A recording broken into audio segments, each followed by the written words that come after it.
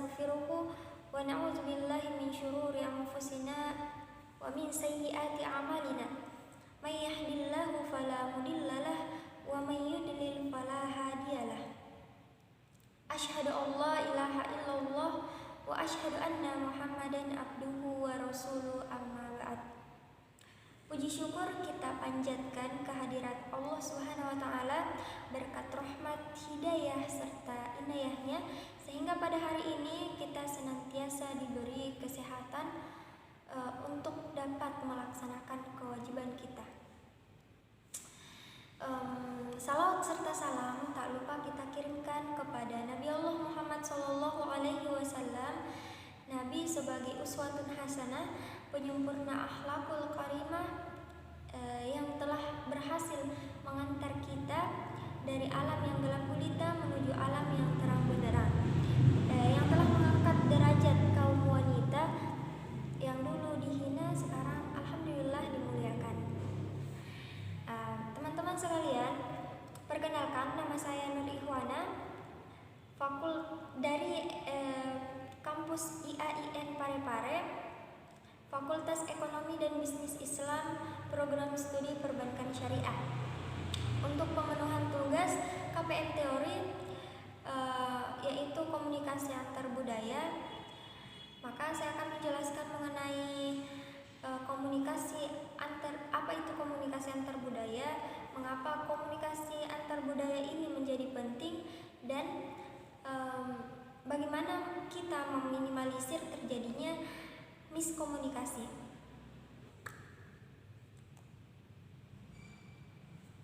Nah, terlebih dahulu saya akan menjelaskan mengenai apa itu komunikasi. Nah, secara sederhana, komunikasi merupakan proses penyampaian pesan antara komunikator terhadap komunikan yang dilakukan melalui sarana-sarana tertentu, baik itu secara verbal maupun non-verbal.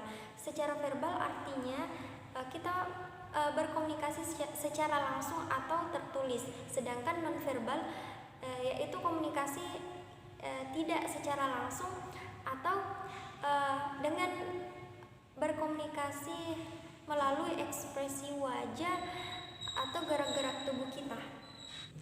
Jadi komunikasi antar budaya merupakan proses pertukaran informasi, gagasan, atau perasaan antara mereka yang memiliki latar belakang budaya yang berbeda, baik itu dilakukan secara verbal atau melalui ungkapan kata-kata atau tulisan, maupun secara nonverbal atau dari ekspresi wajah, gerak tubuh, atau tingkah lakunya.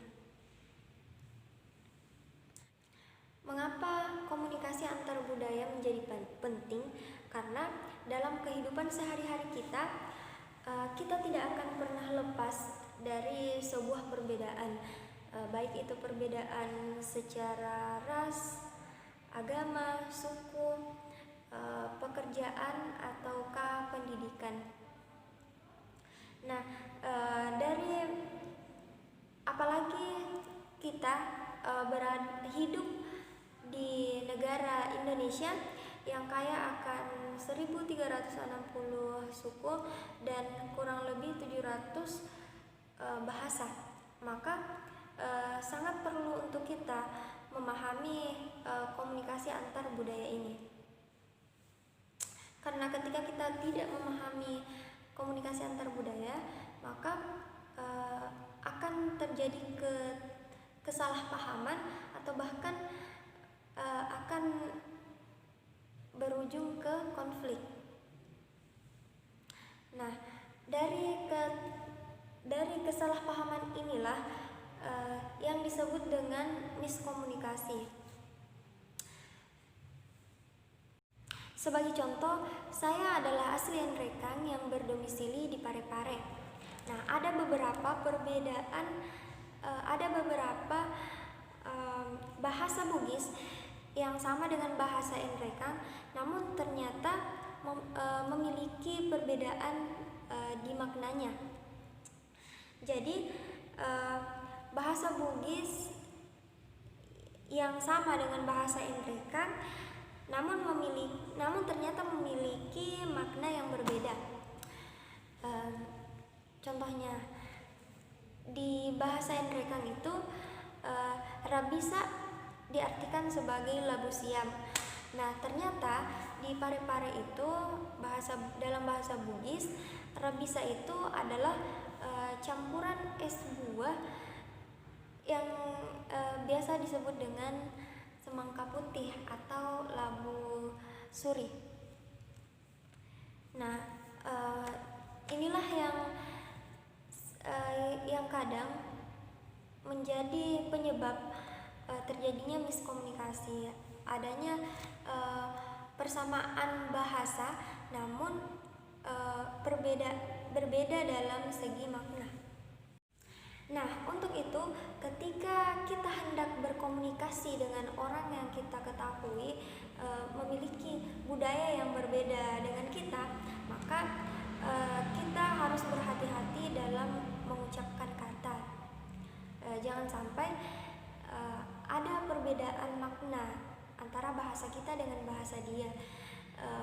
Disinilah perlu ada pihak sebagai perantara, yaitu tentunya mereka yang memiliki pengetahuan terhadap bahasa lawan bicara kita. Nah, selanjutnya sebaiknya ketika kita berkomunikasi kepada orang yang memiliki budaya yang berbeda dengan kita harus memilih untuk berbahasa Indonesia. Teman-teman sekalian, peran komunikasi antar budaya ini sangat penting untuk meningkatkan kemampuan dalam kelancaran berkomunikasi. Maka dari itu, kita harus memiliki kemampuan berkomunikasi secara efektif untuk bisa menghindari dan mencegah terjadinya miskomunikasi. Mungkin itu saja penjelasan dari saya. Kurang dan lebihnya mohon dimaafkan. Jika ada kata-kata yang salah, itu datangnya dari saya sendiri. Jika ada kata-kata yang benar, itu datangnya dari Allah Subhanahu wa taala. Billahi fisabilil haq fastabiqul khairat. Wassalamualaikum warahmatullahi wabarakatuh.